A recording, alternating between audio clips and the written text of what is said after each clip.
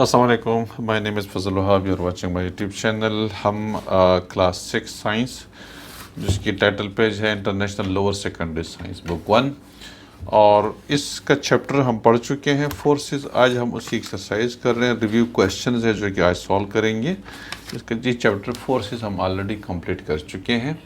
ये कुछ उसकी जो एक्सरसाइज है पेज नंबर 154 के ऊपर है।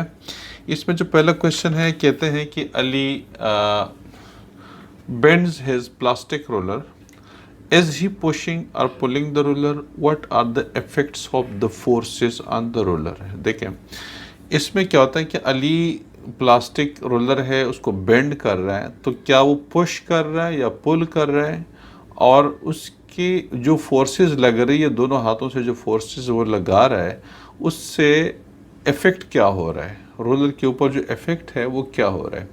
तो ये जहन रख लीजिए, वो पुश कर रहा है। अब ये देखिए, ये उसको यू जो है पुश कर रहा है, ठीक है, इस तरह से यू पुश कर रहा है। नंबर एक चीज़, पुश पुल में ये होता है, आप खींचते हैं चीज़ को, यू खींचते हैं, ये खींच नहीं रहा, उसको पुश कर रहा है, नंबर एक चीज़। दूसरी बात ये कि उसके ऊपर असर क्या होगा, तो उसकी शेप चेंज हो रही है। रोलर इस तरह से नहीं होता, रोलर सीधा होता है, ठीक है। ये आपको बेंड हुई रोलर नज़र आ रही है, उसकी शेप को उन्होंने इस फोर्स की वजह से चेंज हो गई है। तो इफेक्ट ऑफ फोर्स क्या है, changing the shape of the roller है, ठीक है।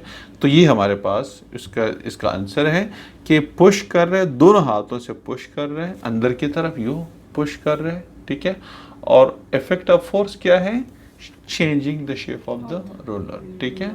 तो एक तो ये चीज़ है ना, इसका आंसर ये आ रहा है। क्वेश्चन नंबर 2 हमारे पास है, वो ये है कि Ali and Rafiq are playing badminton है। Complete the table below to show the forces involve in the game of badminton and the effect of the forces है। अली और रफ़ीक हैं, वो बैडमिंटन खेल रहे हैं।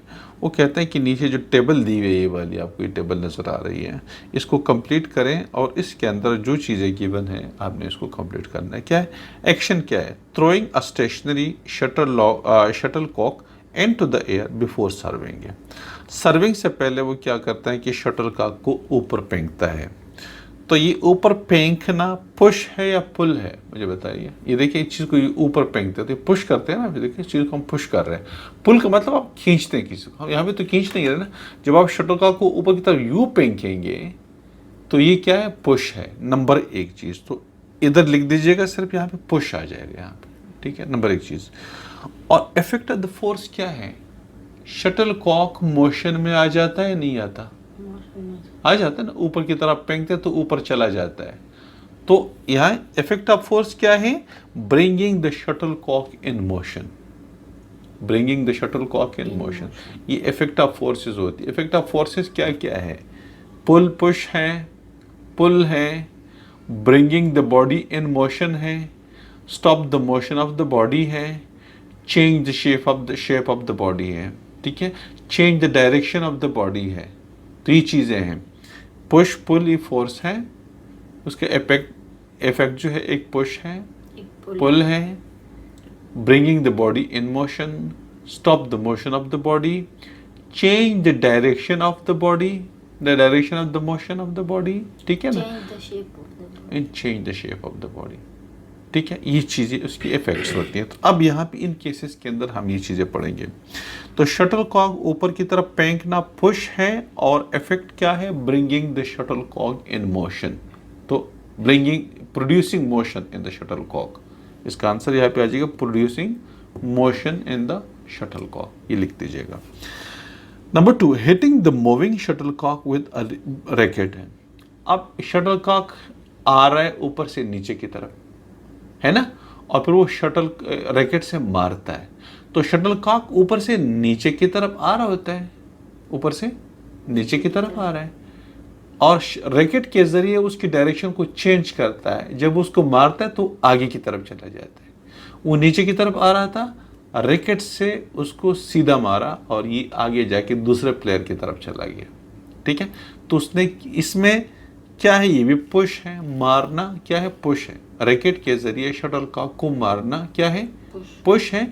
और इससे क्या हुआ, change the direction of motion of the shuttlecock, क्या हुआ, direction of motion of the shuttlecock, देखिए उसकी डायरेक्शन क्या थी, नीचे coming towards the ground downward, और रैकेट ने उसको आगे की तरफ फेंक दी, उसकी डायरेक्शन चेंज कर दिया, वो शटल कॉक आगे की तरफ दूसरे के उसमें चला गया, प्लेयर के पास चला गया। ठीक है, तो ये नंबर थर्ड है accidentally stepping on a shuttlecock, मतलब गलती से उन्होंने शटल कॉक के ऊपर पाँव रख दिया। इससे पाँव रखना भी पुश है, पाँव के जरिए नीचे स्क्वीज कर दिया गया, दबा दिया गया।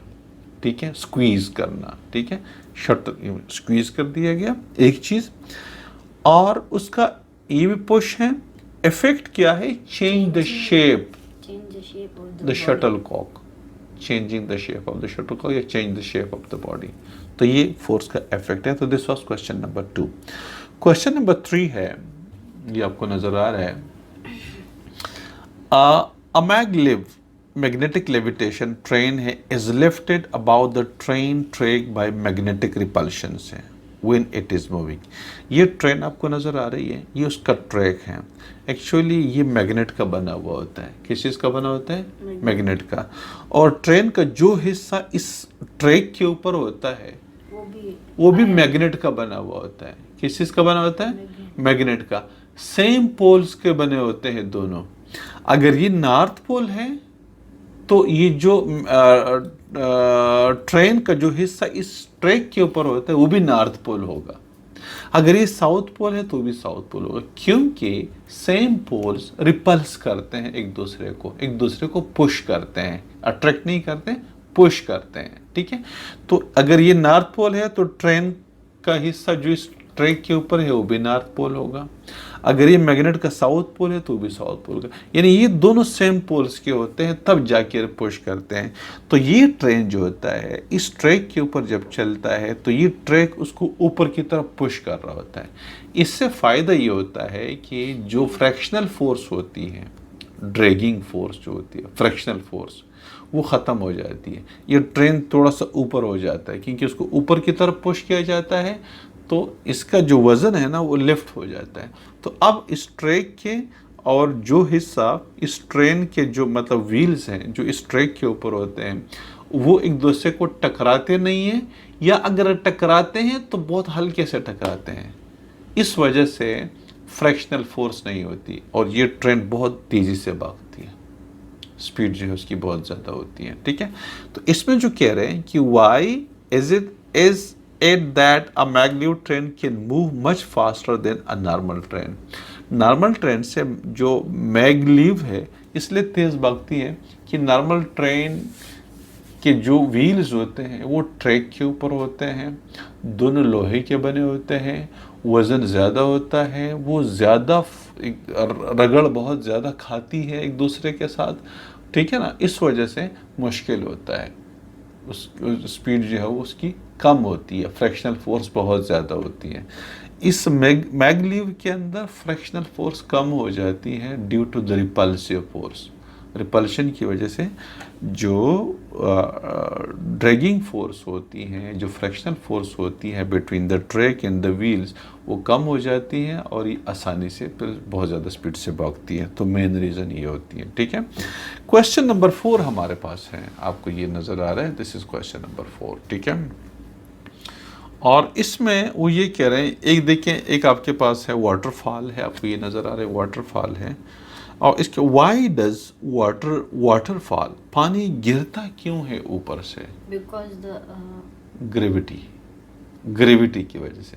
ज़मीन पानी को नीचे की तरफ खींच रहा होता है, इसलिए पानी नीचे गिरता है। ठीक है, हर चीज़, सिर्फ पानी नहीं, हर चीज़ ज़मीन के ऊपर, ज़मीन के सरफेस के ऊपर या किसी भी सैटेलाइट के सरफेस के ऊपर गिरती है नीचे, वो उसको अट्रैक्ट कर रहा होता है, इस वजह से वो नीचे चीज़ें गिरती है। तो एक तो रीज़न ये है। दूसरा, why does going up the slope और stair take more efforts than going down. अगर आप चढ़ाई के ऊपर चढ़ते हैं, छत के ऊपर चढ़ते हैं, सीढ़ियों से ऊपर चढ़ते हैं, मुश्किल होता है, चढ़ना मुश्किल होता है, उतरना आसान होता है।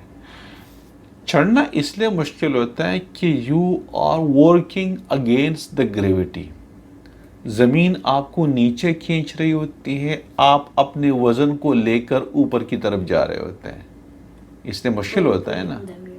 ज़मीन आपको नीचे खींच रही है, आप जोर लगा के ऊपर जा रहे होते हैं तो मुश्किल होता है ना। लेकिन अगर आप नीचे आ रहे होते हैं तो एक तो आप भी नीचे आ रहे हैं, एक ज़मीन भी आपको खींच रही है, आसान हो जाता है, इजी हो जाता है। ठीक है, तो उतरना आसान, इवन आप छत से नीचे कूद जाओ, आप कुछ भी ना करो, खुद ब खुद आ जाएंगे ज़मीन के ऊपर, क्योंकि ज़मीन आपको खींच रही होती है। लेकिन ऊपर चढ़ना मुश्किल होता है, इसलिए कि आप you are working against the gravitational force.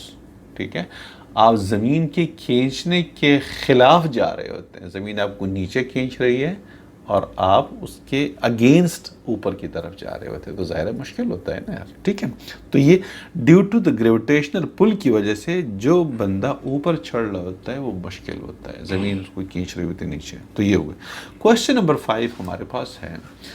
5 में कह रहे हैं कि compare magnetic force and gravitational force by completing the table below. दो फोर्सेस होती हैं, एक मैग्नेटिक फोर्स है जो कि मैग्नेट्स के दरमियान में होती है, और एक ग्रेविटेशनल फोर्स है जो कि बॉडीज एक दूसरे को खींच रही होती हैं, जैसे ज़मीन है, कोई भी बॉडी हो। ग्रेविटेशनल फोर्स सिर्फ ज़मीन की नहीं होती, चांद की भी है, मरीख की भी है, इन्हें जो सैटर्न है उसकी भी है, वेनस की, हर चीज़ की है, सन की भी है, हर चीज़ की भी है। ठीक है, अब यहाँ पे टाइप ऑफ फोर्स क्या है? मैग्नेटिक फोर्स ऑफ अट्रैक्शन होती है। ये क्या चीज़ है? मैग्नेटिक, दो मैग्नेट्स एक दूसरे को खींच रही है। खींचना पुश है या पुल है? जब दो बॉडीज एक दूसरे को खींच रही होती है, पुल है। ठीक है, क्योंकि वो खींच रही होती है, एक बॉडी को दूसरे को, तो ये पुल है। Can it acts at a distance, कि फासले पर ये एक्शन, मतलब अगर आप दो मैग्नेट्स टच है तो एक दूसरे को खींचेंगे या थोड़े से फासले से भी खींचते हैं। जब मैग्नेट्स को उनके मैग्नेटिक फील्ड में जैसे दाखिल होते हैं एक दूसरे को खींचते हैं, तो फासले से भी एक दूसरे को खींचते हैं, लेकिन कम फासला होता है। अगर वो एक दूसरे के मैग्नेटिक फील्ड के अंदर है तो खींचेंगे, मैग्नेटिक फील्ड से अगर बाहर है तो फिर नहीं खींचेंगे। तो एक ख़ास फासले पे वो एक दूसरे को खींचते हैं। ज़रूरी नहीं कि आप उसको टच करें, थोड़े से फासले पे करीब लेकर आओ, जैसे करीब लेकर आएंगे तो दूसरे को खींच लेते हैं। You got this one? ठीक है, तो कहते हैं can it act at a distance? Yes, it acts at a specific distance, at certain distance, एक खास डिस्टेंस पे एक दूसरे को खींच रहे होते हैं। इस तरह ज़मीन के साथ भी यही है, ज़मीन भी एक ख़ास जगह तक आपको चीज़ों को खींच रही होती है, उससे आगे फिर नहीं खींचती, चीज़ें वेटलेस हो जाती हैं।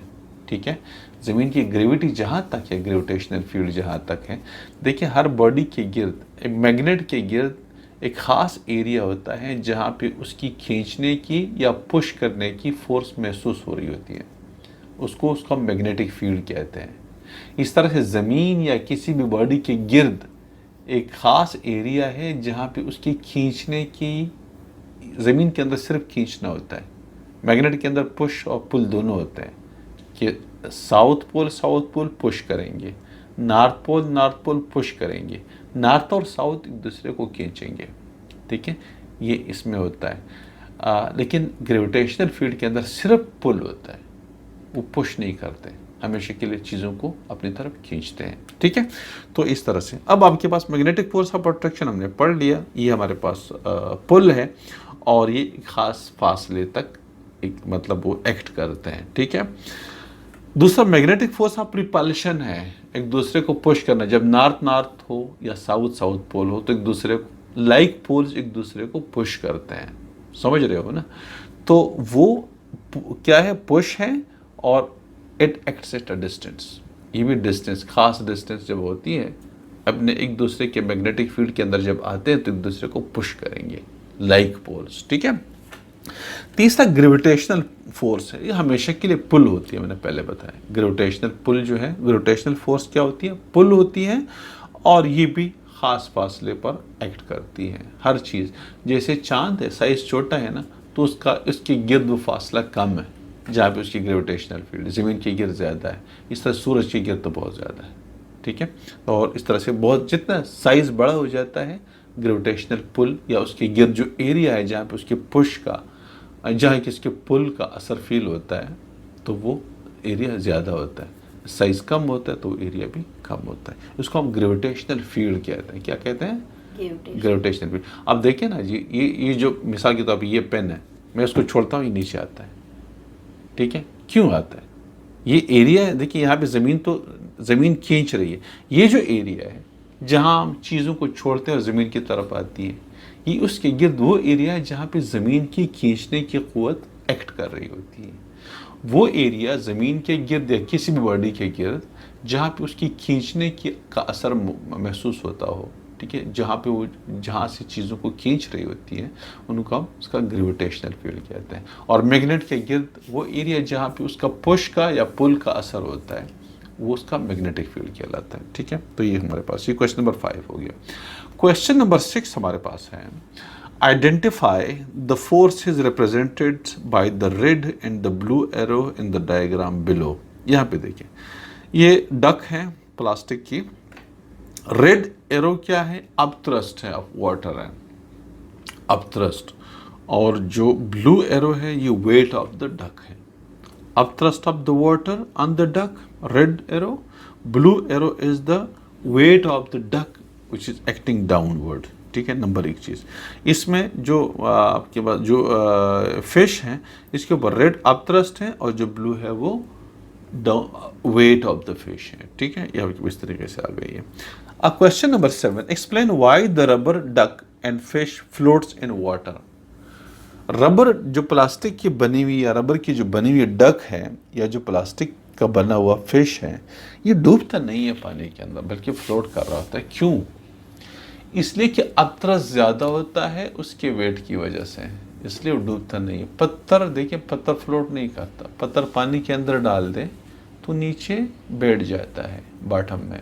क्यों बैठ जाता है? लकड़ी क्यों नहीं बैठती? प्लास्टिक क्यों नहीं बैठता? ठीक है, उसकी वजह क्या है? वजह ये है कि जो पत्थर होता है वो भारी होता है, वज़न उसका ज़्यादा होता है अपथ्रस्ट से, क्योंकि उसकी डेंसिटी ज़्यादा होती है। अब डेंसिटी आप आगे जाके समझेंगे। ठीक है, यानी उसके साइज़ के निस्बत उसके अंदर मास ज़्यादा होता है। ठीक है, तो बहरहाल उसका वेट ज़्यादा होता है उसके अपथ्रस्ट से। तो जिन चीज़ों का अपथ्रस्ट से वेट ज़्यादा होता है वो चीज़ें ज़मीन पानी के अंदर बैठ जाती है, डूब जाती है। जिन चीज़ों के ऊपर अपथ्रस्ट ज़्यादा होता है उनके वेट से, तो वो चीज़ें फ्लोट कर रही होती है। क्वेश्चन नंबर 7 है, why does the car below है और स्ट्रीमलाइंड शेप। ये जो कार गिवन है नीचे, कहते हैं कि उसकी स्ट्रीमलाइन शेप क्या होती है। स्ट्रीमलाइन शेप जैसे पेन की शेप है।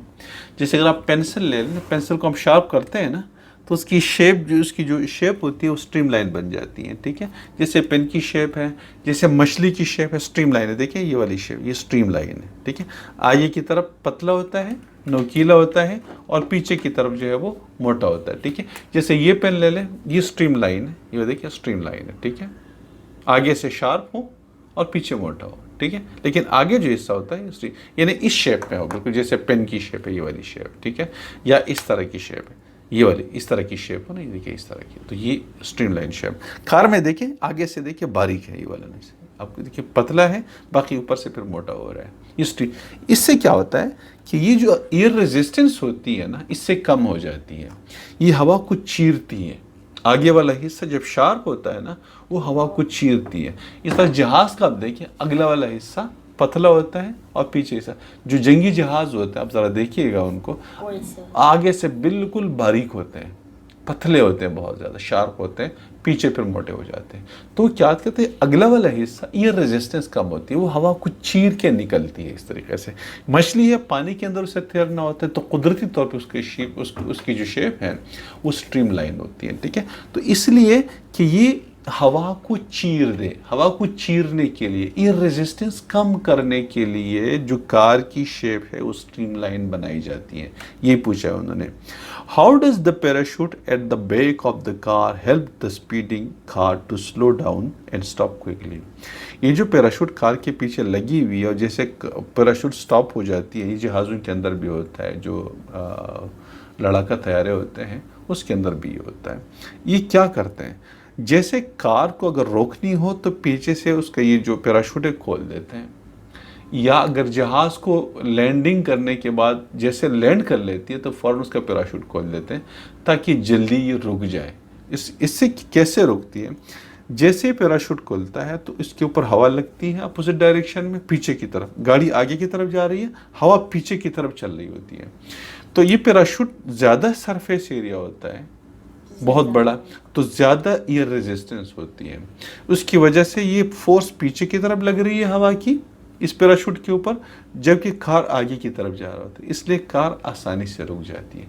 कार की जो आगे की तरफ मोशन, एयर रेजिस्टेंस जो पीछे की तरफ होती है, उसके मोशन को स्टॉप कर देती है, स्लो कर देती है, और इस तरह से वो जल्दी रुक जाती है। अगर ये ना हो तो फिर कार को टाइम लगता है, थोड़ा सा आगे जाके फिर रुकेगी।